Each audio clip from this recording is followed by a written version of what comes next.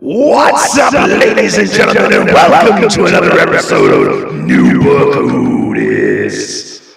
I am your host, DeathMetalHero, and with me is longtime friend of the channel and repeat guest on New Book Who Dis, always bringing the cool shit to the show, Mr. Phillip Diaz. What's going on, brother? How you doing, man? Good. Lots of new stuff going on, and happy to be here. Happy to be making comics. And thanks for having me on, Luke. Absolutely, man. You know, whenever you got something cool, especially something like this, what we're going to be talking about tonight, you're always welcome to come promote. I'm really excited about this one. I've mentioned it before on in tweets and on streams and stuff, but we had a good conversation about like the inspirations for this, and it's something that I'm looking forward to digging into and like letting people know about. It's an underserved genre, I believe. And I think you got something cool to say about it, and you got some fucking beautiful artwork on this book. Yeah, man, I got really lucky on that. Had this idea for a really long time. Had it scripted out, started as a very short story, and then it just expanded to what I think is probably going to be one of the longer series that I do going forward. But I'm excited. Nice. That's what I like to hear, man.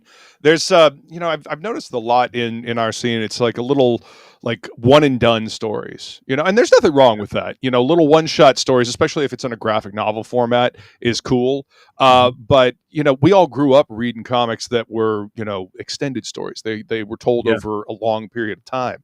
So I think that's it's part of a natural evolution or progression of the indie scene over here.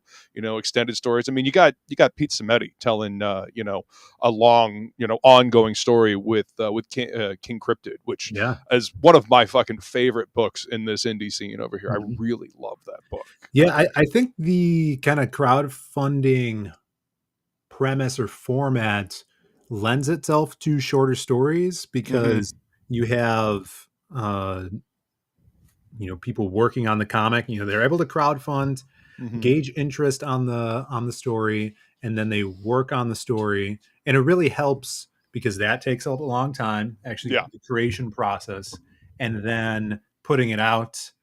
And especially if you're a single creator team, like if you're a writer artist, you're gonna have to take time to make this stuff. So I understand that people try to do longer form stories, but in the crowdfunding scene, if you are taking a long time to put this stuff out, it kind of is to the detriment of the creator and the reader, right?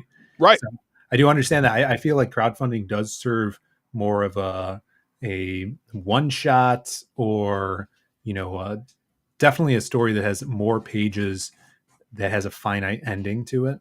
Right.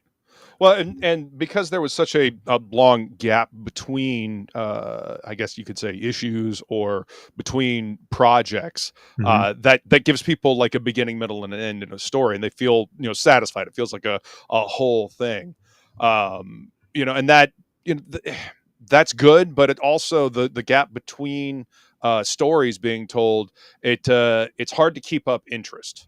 Because going monthly to the comic shop is what we all grew up doing, and it's easier to maintain interest if you're getting that constant hit. That's part of the reason why we do the YouTube, is to maintain a connection with our audience, to keep the interest in, keep people, keep letting people know that we're still here, we're still making things, this is coming. It keeps that interest going. You got to keep the interest alive. Otherwise, there's a lot of shit out there for entertainment wise. There's a lot of different things that people can do. There's video games, there's movies, there's a whole like, history of movies and TV shows that people can go back to, history of video games, so in engaging people and keeping them engaged, I think is part of what we have to do in this scene. And doing an ongoing like that, especially if you can do it on a regular basis, I think is a crucial thing for building, and a repertoire. You brought Pete Samedi, and he was kind of one of the first guys that I saw going in that direction. Right? And it probably sparked the idea of like, is that possible? Like, what are the parameters that I have to hit to actually make something like that work? And we were able to get some good like kind of money to invest in ourselves from when we helped Cecil out fulfilling Cash Grab. And so Right. I had some extra money and I had this idea to do this Western. I locked in Oliver because he did some concept art for the character and the idea. I'm like, I really want to get rolling on this. It's building up so much kind of like lore and space in my brain that I need to get it out onto paper.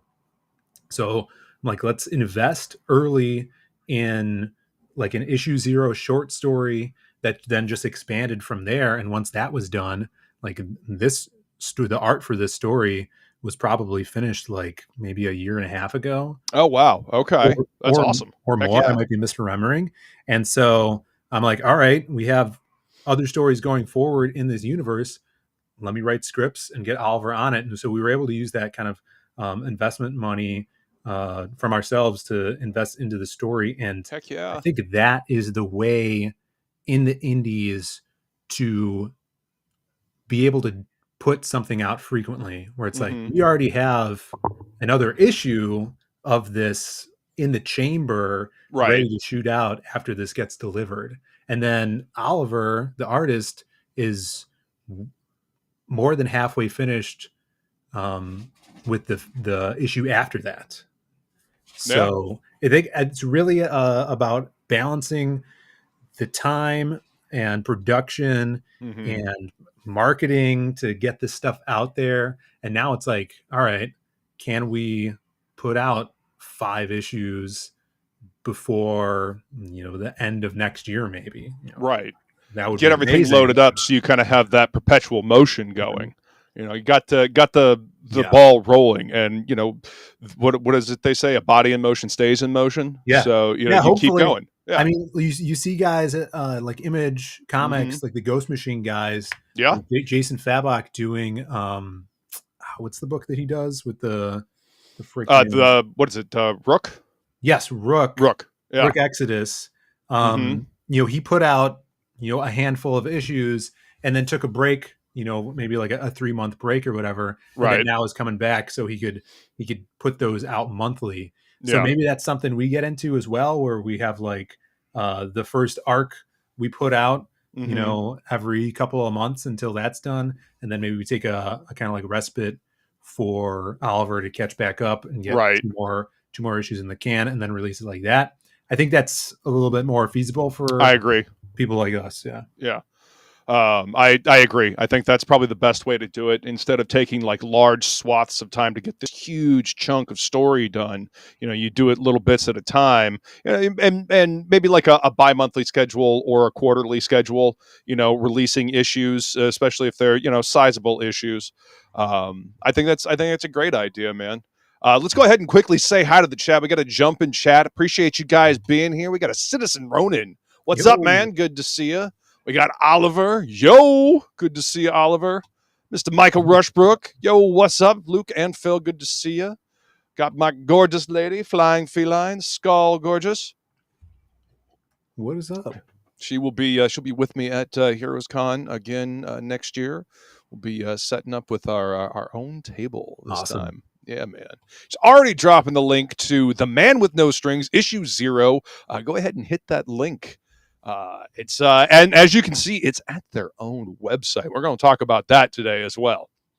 We're gonna, because you doing it on your own. Not only are you hosting it on your own website, you're also printing your own books. I can't wait to talk about that too, man. That's exciting. We got Bats in the chat. Heyo, what's up, Bats? Good to see you, man. Omen Screaming Raven. Hail! Good to see you, Omen. Welcome. Phil is late and or gay. I can feel it, says Citizen Ronin. Yeah, it was my fault. I was in the kitchen talking to my lady about the new books that we just printed today. I'm going to show them off tomorrow on our stream.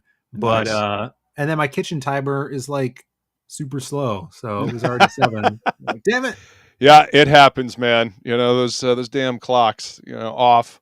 What's up, Dr. Mass? Good to see you, sir. Thank you for being here. Here we go. Who dis? Phil dis. That's right. What's up, Rushbrook? We got Edwin. What's up, Edwin? Good to see you, sir. Another regular on New Book Who Dis. Always a good time talking with Edwin as well. He's been kicking out the jams too, man. Yeah, You know, it's sure. awesome to see regular books and see that. Like we were saying, that's how you build. That's how you build an audience. Mm-hmm. Eric the Guapo, what's up, dude? He says, "Who is this guy?" I don't know, man. Might have to stick around and find out. Shadowpunk, be having Shadowpunk on the show this Saturday to talk about his new book. Yeah, he's doing a lot of awesome stuff. Heck yeah, man! Gonna be a lot of fun. Pete is doing it right, self-contained stories with an ongoing arc. Exactly. You know, got that old school Marvel feel from the 80s. I love it. Heck yeah. Ronan has a soul patch? Perhaps. Maybe. Cotton Ministries. Death metal is life. That is correct. Yes, indeed. That looks like a zombie Galactus right behind Phil. That's Crim back there. Yeah. Yeah, a bunch. Crimstone. Yeah. Hellboy, Swamp Thing, Marv. Of course, a Bisley Lobo back there. Right. And we're all caught up. Feline dropping the link for Oliver on Twix. If you want to go check out the absolutely badass artwork that he's been posting, go check it out. He just made a post today. He dropped new art that's not even going to be in this issue. It's from the next issue and then the one after that one as well. Some previews from that. So it's cool. It's fucking cool, man. Yeah. He does some beautiful work, man. It's it kind of reminds me of like some Silvestri stuff. You know, it's got a Top Cow feel to it. You know what I mean? Just the quality of the line work, the way he does his figures. Love it. Yeah, Citizen Ronan agrees. Oliver is a great artist. That's why I'm excited about the pairing of the story and his art, because there's nothing like Western that has that in your face art style. Yeah. That we have, combined in this series. So I'm really excited I'm amazed at, and happy for the reception it's getting from the art side. I'm excited to see people's thoughts when they get into the story and see how that pairing plays together. I think people are going to really enjoy it. I mean, they say never judge a book by its cover, but the converse to that is a cover has got to grab your eye, from across the room, especially like, going into a comic shop, say. When I worked at the comic shop, the covers that were on the wall that were eye-catching from across the room are the ones that people would go pick up, especially if it's something new. Mm-hmm. So comics being a visual medium, you have to have that striking art where you got to have that thing that reaches out and grabs them eyeballs and, drags them over to the wall and says, makes them say, oh shit, I need to check this out. This is fucking cool looking. Mm-hmm. And I think you got that in spades here. So hats off to you for nabbing up Oliver with that one. Who did the logo for this book, by the way? The logo is by our buddy Alan Alonso, the Howl Comics. Yeah, he does good work, man. He does almost all of our logos now at this point. He's done the Lost Pages characters. This one, Psycho Slumber. Yeah. That's a fun book, Psycho Slumber. You and Adam did a good job on that one, man. Yeah. Thank you. Yeah, it was fun. So that was the most recent thing that you were doing, right? That was the most recent campaign. Mm-hmm. Yeah, that's awesome, man. So what campaign number is this right now? I want to say 8 or 9. Heck yeah. On campaigns. So it's been, we've been doing this for a while now. Yep. And like I said, this was building up in my head for a few years.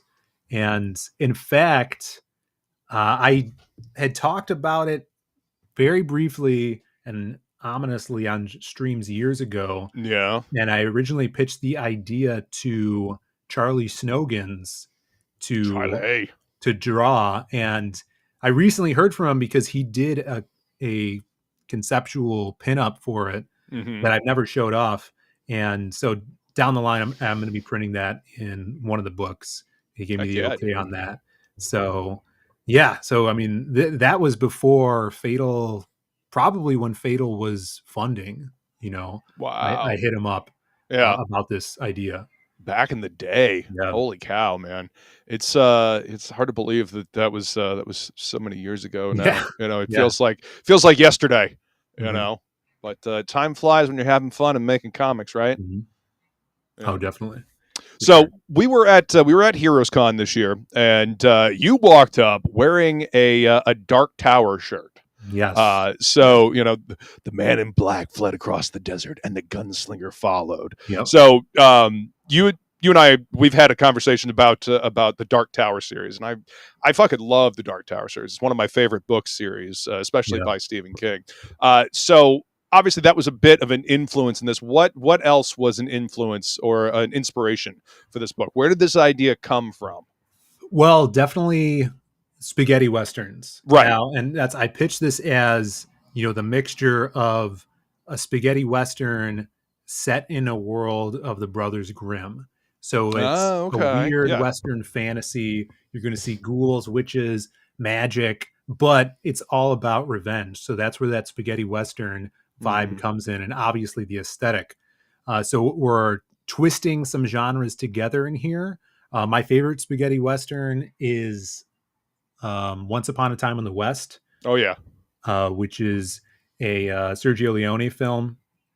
And it has a guttural twist to it and revelation that you can't get anywhere else. And that's something that I attribute to that Italian Western genre that has been replicated in stuff like The Quick and the Dead by Sam Raimi. I love The Quick and the Dead. Which is, it's another favorite of mine.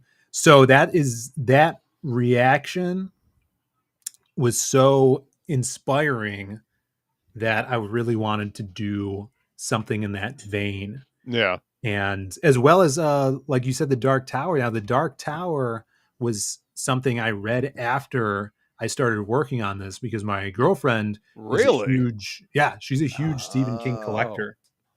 And when I came up with this idea, she's like, "Oh, you got to read The Gunslinger, because you will love that." And so that was the first step into that, of course, that I took. And I did. It was super inspiring, just the way he was able to build his world out invisibly, and like just through language that these characters were saying. Yes. And there's just so many layers and nuance to the storytelling, where, once you're 2 books in, or even just after that first Gunslinger book, the world feels so real, and you understand it without him throwing it in your face. Yeah, the world building happens naturally, and you could tell that as he's writing it, he can see this world clearly. He is inhabiting that world so fully, and like you said, the language, the way people interact with each other, just the little hints in the way he describes the world. And this was when he wrote the Gunslinger, like when he first kind of started. It was an early thing. 70s. Yeah. So this was before he got a little too involved with describing things, it felt like. So there was just enough to give you something to see in your mind's eye, but it wasn't overwrought. So it let you fill in the world. And I think by the 3rd book, I was hooked. Like I was ravenously wanting to get into the books more as I got into that, drawing of the 3, and then I could talk a lot about it. It's been a while since I've gone through the entire series, because I went through them, and I've gone through them several times. I listened to the audiobooks. So good. And it's like his ability to just throw whatever he wants in there. It's crazy. Like you go from, okay, this could be a Western. It's a mix of like kind of Western fantasy. Yep. And then he gets thrown into another dimension. And then in book 2, he's controlling someone else's body, and that it's an our world running through New York. And then in like the 4th or 5th book, they're the whole team is on a talking monorail that is going to crash Brains and of kill them pain. all Yep. unless they thwart him with a riddle. It's crazy. It deftly mixes genres. Yeah. And Stephen King was doing like multiverse stuff long before it was super popular to do Right. multiverse stuff. Yeah. You know, different worlds. And I mean, he even wove in the whole him getting hit by a van thing. You know, which that's crazy to fucking do. But it gets pretty meta towards the end there. It really does, and you know, I think it's absolutely worth a read. You know, the end is kind of divisive, but that's mostly because you know, I mean, people say that he can't finish his books anyway. You know, he has a hard time ending stories, which I could see, but at the same time, you know, the way it ended, it almost couldn't end any other way because you know I don't know, just the nature of the story and the levels of the tower. I don't want to spoil anything for anybody that might want to go read it. I like the ending. I know a lot of people. There's a lot of people that don't. Mm-hmm. I thought it worked well, and it was kind of like bittersweet. Yes. I thought the last two books, or like the book before that last one, dragged a little bit and got a little too meta. But was that Wolves of the Kala? I think it was the one after Wolves of the Kala. Yeah, but okay. Yeah, the whole like him writing himself into it a little bit too much is kind of irked me. Yeah, that I mean, you got to remember he started this in the 70s and didn't end it until what, the early 2000s, 2012 or something. Yeah, in the early 2010s. Yeah. So I mean, it was a long time, and yeah, so it was pretty cool to read it all at once. You can definitely tell that there was a change in like the tone.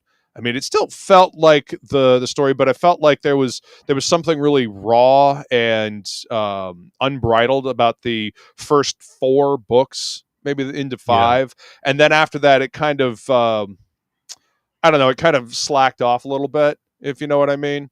Yeah. The way I heard him describe the original like 3 or 4 books is like it's you know, recreating the Lord of the Rings, the traveling buddies. You know, they're going on an adventure, they're traveling across this land, the road trip thing. So yeah, I kind of felt like it maybe lost a little bit of that pizzazz as it went on. But I mean, it's a huge story, and I think overall, it's really well done and worth reading. Did you read "Wind Through the Keyhole"? The kind of revisit. I thought that was a nice addition too. You know, added to it. So you read that after you had already started on this book. That's fun. Yeah, I read that. I probably finished the last book last year sometime. Yeah. So this had already been in production. This actual issue 0, the art was already drawn on it by the time I started, probably like the 3rd book. But yeah, now we're ahead of the game with basically 2 more issues in the bag with this one. And this is the first time actually I've made like a timeline for a character. Right. Spanning before we meet him in the series and then everything until the end. So I'm, you know, pretty committed to this guy's story, and I'm trying to figure everything out beforehand, you know, so everything's kind of planned that way. Heck yeah. Okay, so how many well, first, how many pages are going to be in each issue? Are you planning? So this one, the issue 0 is a 14-page story standalone.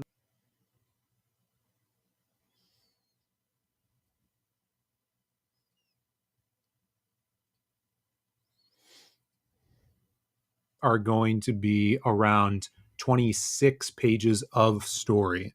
Okay. And we're going to keep it around 24 to 26 Okay. of story going throughout the series. It'll be printed black and white at first in these floppy formats that we're printing ourselves, sold through our site to our reader base, and then eventually would like to collect it, into the arcs, and then probably get them colored for and we'll probably do a black and white and colored version once they're collected.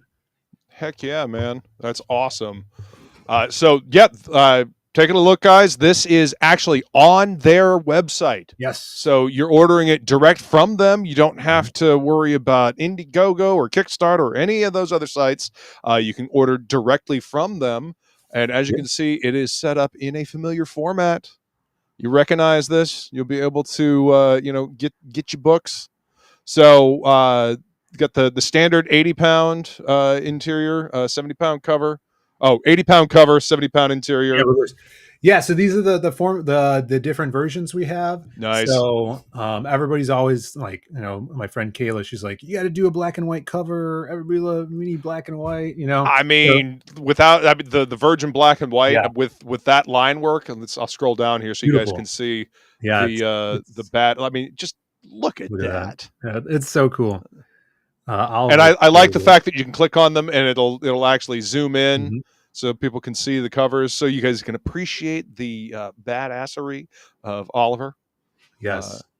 That's a good idea, man. It's like you said, so we're printing them ourselves. Yeah. So we're learning as we go. So we started printing proof copies. We have the color version of black and white, and then my brother's like, hey, I got a bunch of Bristol. You think we could make that into a cover, Bristol board? Heck yeah.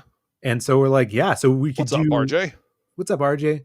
So we're doing sketch covers, which is like the third version. Yes. So all you artists out there or guys that go to cons and know a bunch of amazing artists, you can get a sketch cover.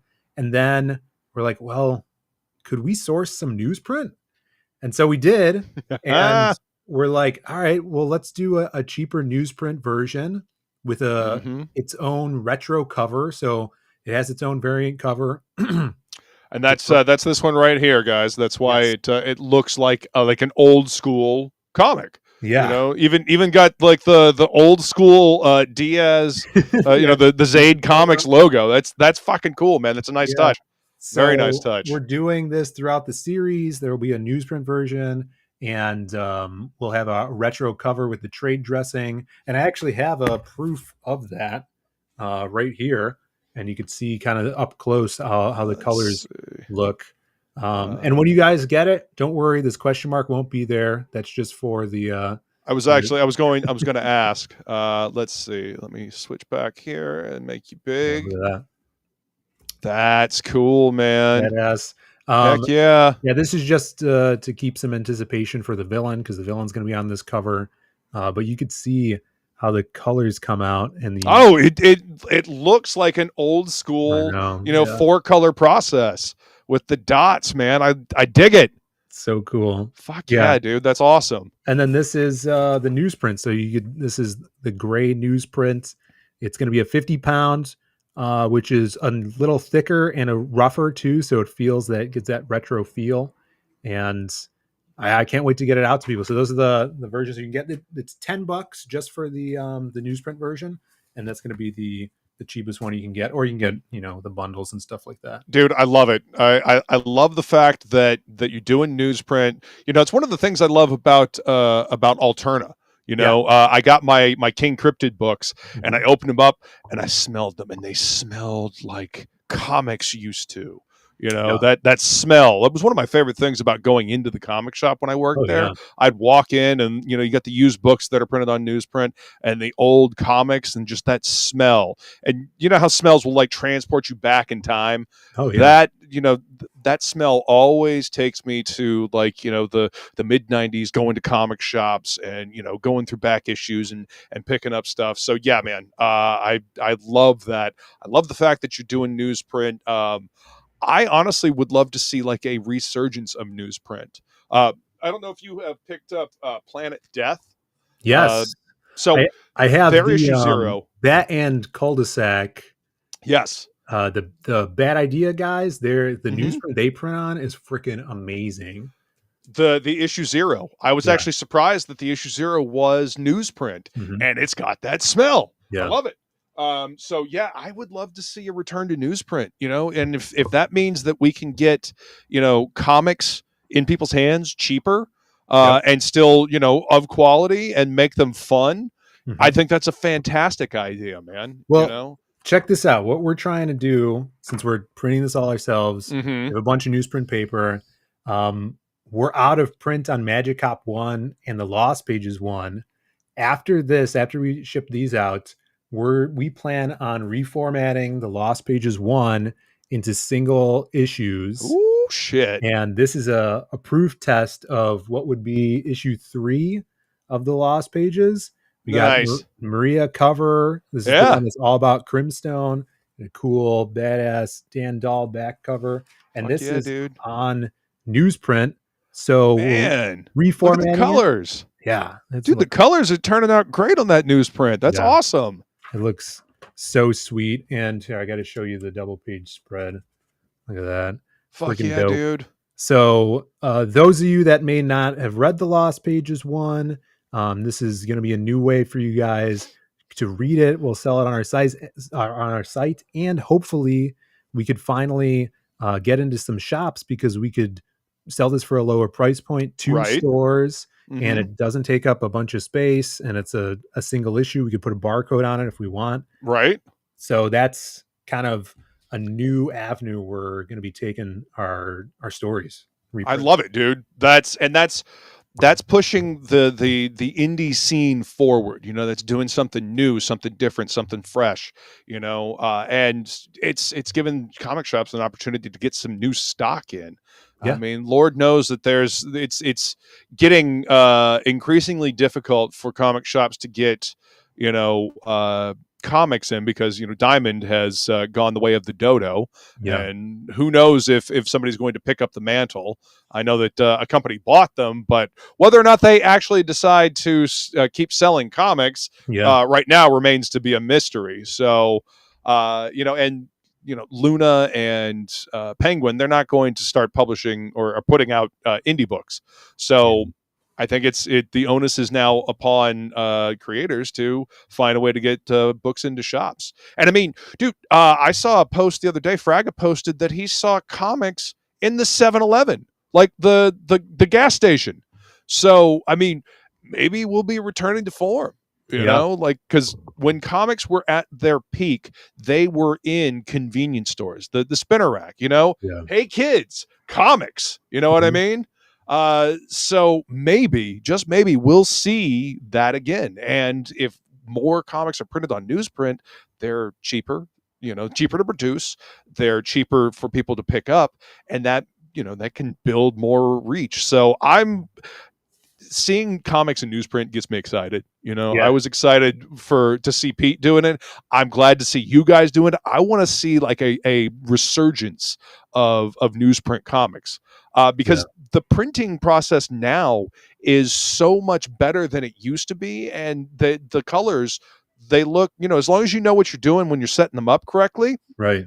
The colors look fine. Yeah, they look great on newsprint.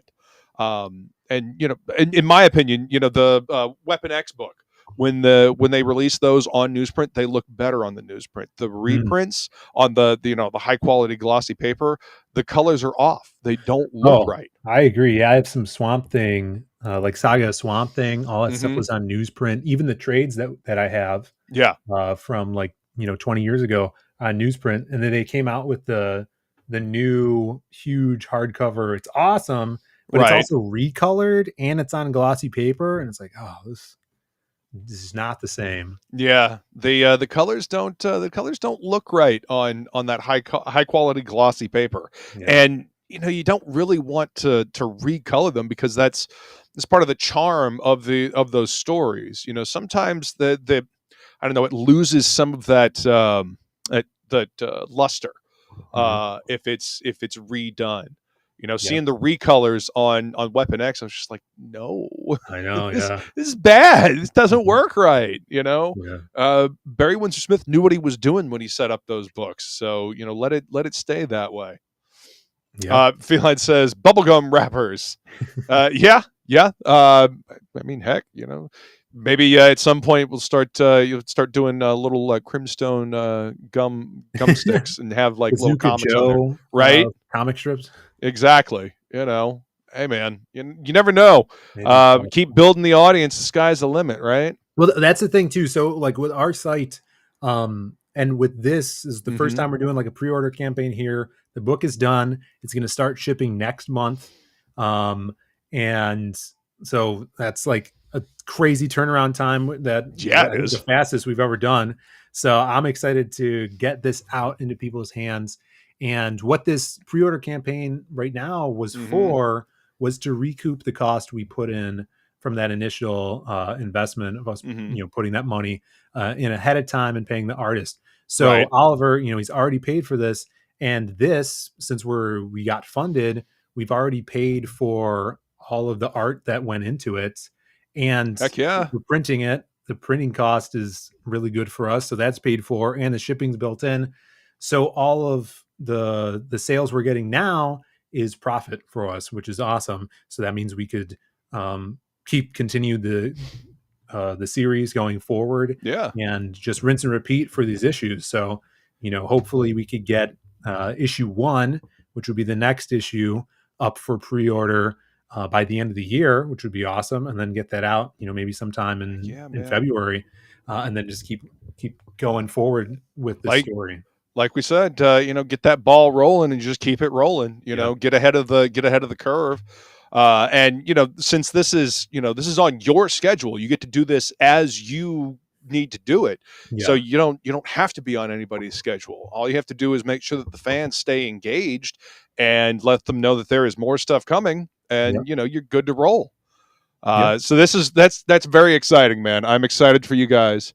The whole shebang. This is awesome. $115. And let's go ahead and we'll click on this, take a look at it. So one of everything. Yes. You get, is that a shirt? Holy we shit. got a shirt designed by Alan Alonso as well. So it's got that kick-ass logo there. It is pretty beastly. So you can get it as a shirt or a tank top. Nice. And I think in the whole shebang, it only comes in red or black, but there's an add-on where you can get, I think, like brown or orange as well. Okay. But yeah, it's I was super excited about that one. Definitely wanted super cool, man. That Western mixed with fantasy vibe there. Yeah, and I gotta say, man, I like your site. I really do. It's well put together. It's easy to navigate. So what's it been like this time around? Getting this thing rolling with the website. Is it? I mean, obviously, you can edit things whenever you need to. Yeah. So I'm guessing it's easier. Yeah, it's been really, really simple because I just built out a page that is just like a whatever kind of product page you have on Squarespace. Right. But our friend Shani, who's in the chats a lot, she does like web design for a living, and okay, yeah, she helped with the actual like funding bar and the countdown timer that we have on the main page. So that was a big help. Other than that, it's been just plugging in images, and the only thing that is kind of annoying, but it's to our benefit, is plugging in shipping numbers, and that's by weight. So it's like, all right, so if they get one book, it's this amount of weight, so it's right. X amount, but they could add another one on and it'll just bump it up by $1, if there's more weight or anything. That just took a while. That was like a whole day thing that my brother and I went back forth on. Right. But it's now that it's in there, we could do our next campaign no problem, just as long as the book is the same weight. That's awesome, man. Heck yeah. So I mean, it's always difficult getting something rolling. Got a new shell bean, I see. The rootin' tootin' bean. He's got a cowboy hat and a bandana now. There it is. Yep. He's great. You could add him on, or he comes with the whole shebang. We're doing a magnet for the first time, which is that right there. Nice. Which is Rich Ayala did this kick-ass Whittler magnet because people were calling it the Whittler. Rich does such good work, man. I love his stuff. Yeah, he is so rad. Yeah. So I'm excited about that. You could add anything of these you could add on, or There's obviously a price break with the whole shebang. And then Right. I think the last thing is that wanted poster, which is printed on canvas, which will be Ooh, all right. so a little cool Heck one. yeah, man. That's awesome. And Shelby Robertson playing card. Is there an example of that on here? Did I? Where does it say that? Right there. I got to take that off. Okay. Thanks for letting me know. No hey, one you're else welcome. saw that. Happy to help. Because I was looking for it. I was like, wait a minute. It was going to be, and I just left that on for. I hope no one expects that because I haven't talked about it. Well, now you know, guys. Now you know. That's why we look at things. Forsaken us. No, we'll probably do that for the next one because I had this. Actually, Bancroft gave me the idea when I was telling him about this. That since it's going to be an ongoing series with different issues, it would be cool if each issue had a playing card. Yeah. Because it's a Western. In fact, the next issue 1, there's a big shootout at a poker game. So hopefully we could do something like that down the line. I think that would be a cool idea. I mean, playing cards at the saloon it's a major theme in a lot of Westerns. It's something that they did because they only had so many things to entertain themselves back then. Assistant Ronan says #shameful. I'm sorry, Ronan. It's gone now. I just got rid of that. It was never here. Feline says live editing. All right, so we'll go back to the page now, and look at that, done. It was never there. See, that's the beauty of having your own. It's never there. Yep. You never saw that. Ignore that. Ignore it. What is it? You didn't see anything. That's right. Exactly. Hell yeah, poker, she says. That's right.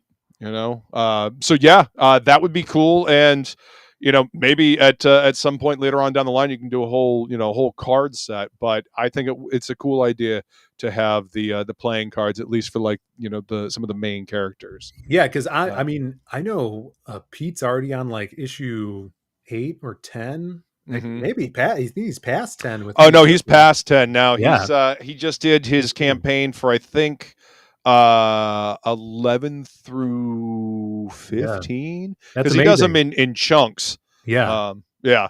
So I'm thinking, I'm pretty sure this series would go past 20 issues. That was going to be my next question. How many issues do you see this going?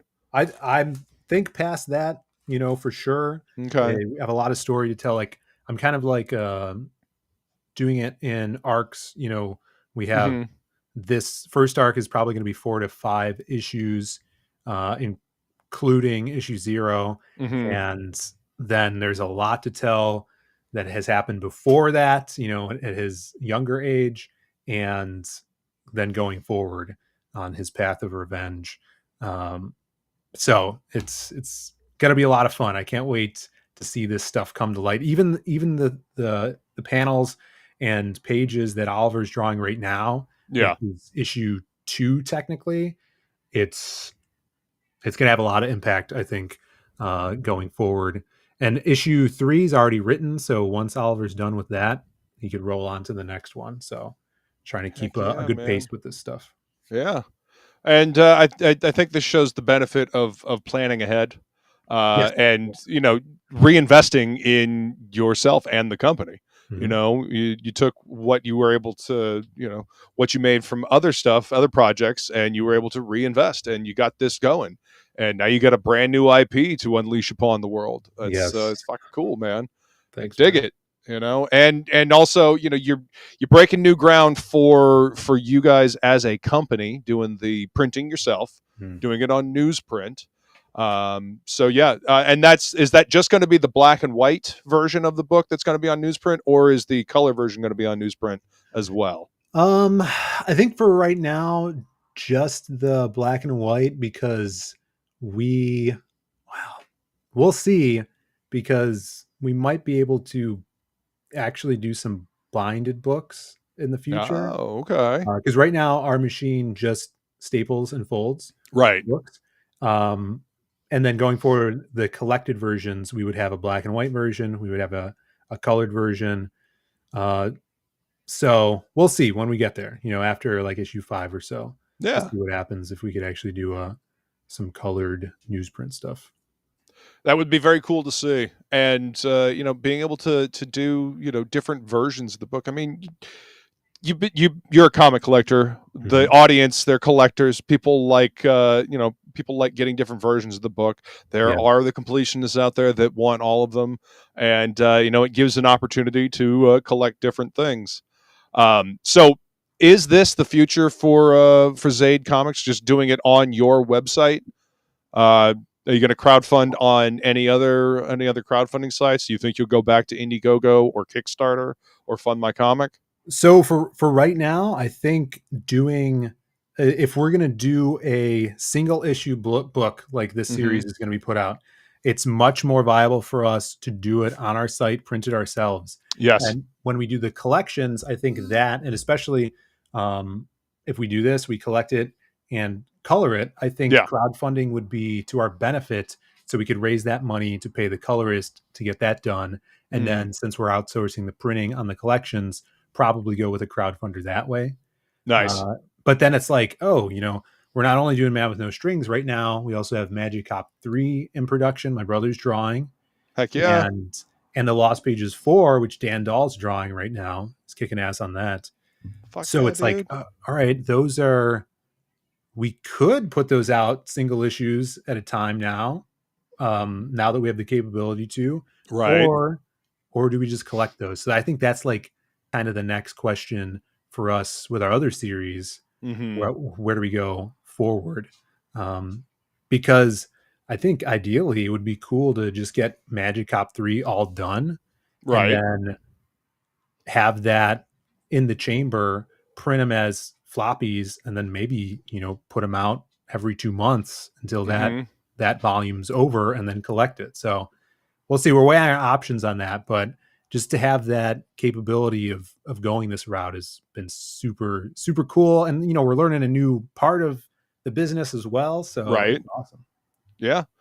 And I mean, you've got the previous 2 volumes of Magic Cop, and obviously, Lost Pages as well. So you could, as a build up to the new single issues, could release those as single issues. That way, because people like to have like sets of things that all look the same. Right. So they've got the trades already, but maybe they want the single issues, because the new issues are going to come out in single issue form. Or there's like guys like Michael Rushbrook who he's never read Magic Cop, and he's like, he got Magic Cop 2 at Heroes Con. He's like, I need Magic Cop 1 now, but we're out of print. So we're like, we could do the single issues that way. Right. The color looks awesome. And and I've actually calculated how many issues all the Lost Pages books would be, because we have 3 volumes plus the myths, which was the short stories. Right. And I calculated that, and that's already 12 issues of like around 24 pages each, and that's like years worth of comics. That's fucking cool. Sweet, man. I mean, you could literally release one of those a month if you wanted to. And that would be fucking cool, man. That's very exciting. And it's much more of the traditional comic distribution model, which is fun.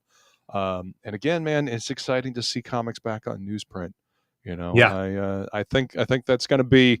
I think we're going to see more of that as time goes on. For sure. The other thing too is like actually changing my writing style a little bit to go with a more mainstream paced out story, right? So like, now I have new guardrails to ride down rather than doing a 80-page book. Right. So the pacing's different. The little cliffhangers to end an issue on, and then like you were saying with King Cryptid, it's more of a self-contained. Each book could be read standalone, but it builds to a big arc. Kind of like how Hellboy was. Yeah.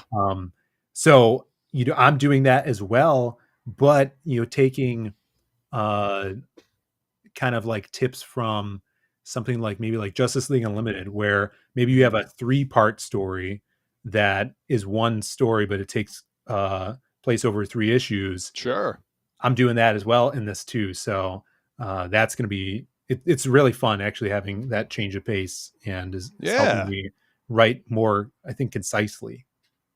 Yeah, because comics are kind of like a haiku. You've only got so much space, especially in like a traditional 24-page comic. You've only got so much space to tell this story, and even if it's going to be over the course of 3 issues, like you say, each issue has to have like a beginning, middle, and an end that feels like a satisfying story. Yeah, you want to leave like a little stinger at the end, cliffhanger to make people excited for the next issue, but it's got to be a full story. It's got to be a full entertaining issue for people to want to pick up the next one. They want to feel fulfilled when they read that issue.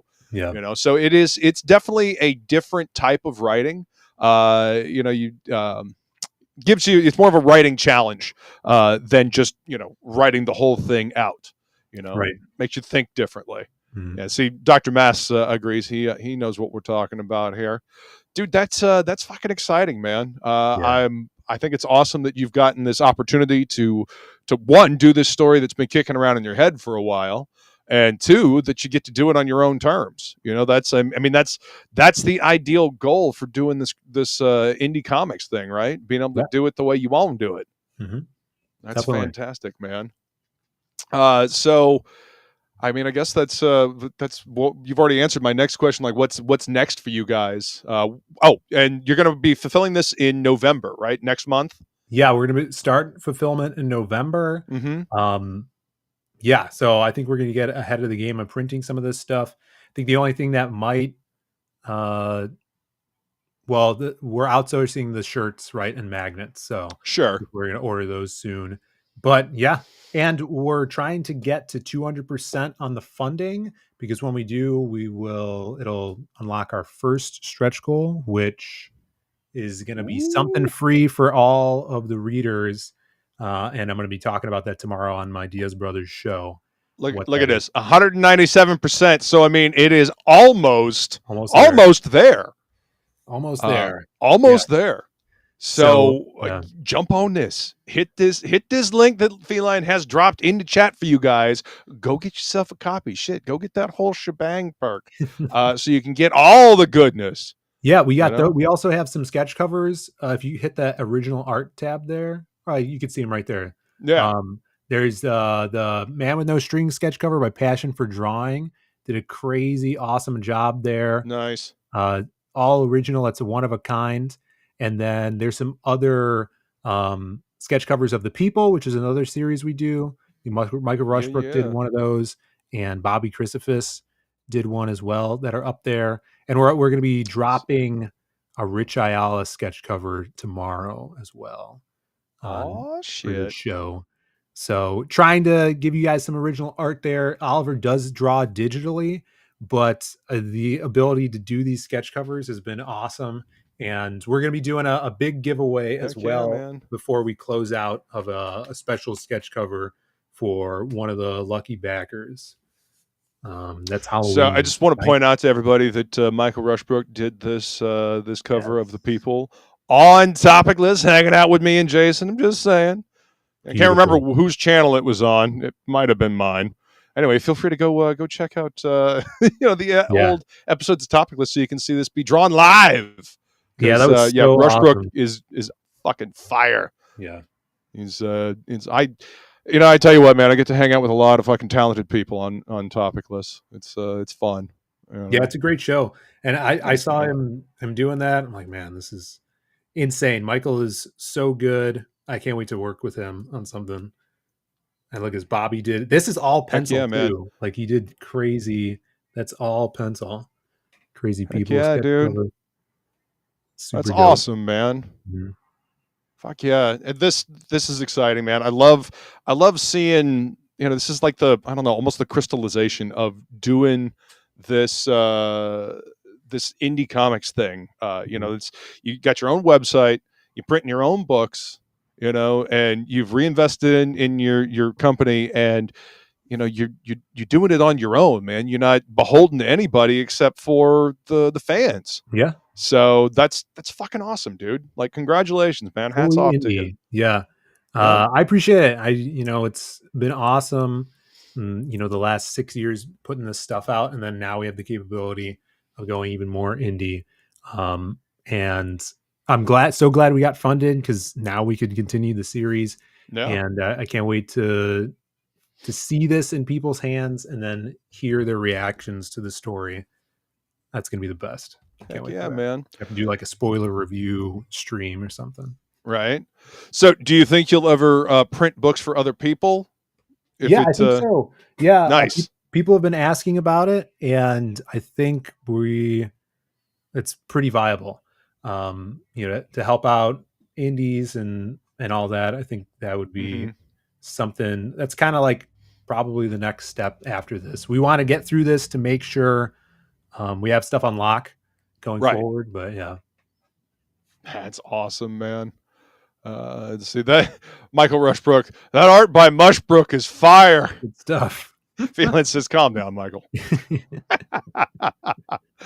Well, dude, this is fantastic. I'm super excited for you guys. You know what? We didn't look at the trailer. Let's go ahead and take a look at the trailer real quick. Yeah, trailer's freaking sweet. Yeah, man. Music by Citizen Ronan. Once upon a time, there was a gunman. His heart was cursed to rot with every soul he took. He was a man who carved a path of revenge through bullets and blood.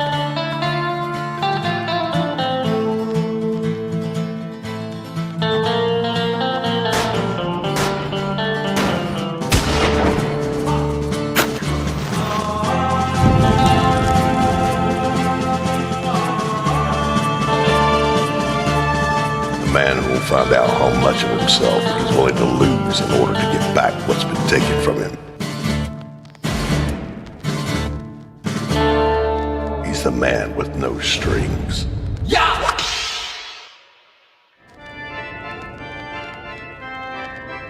Fuck yeah, man.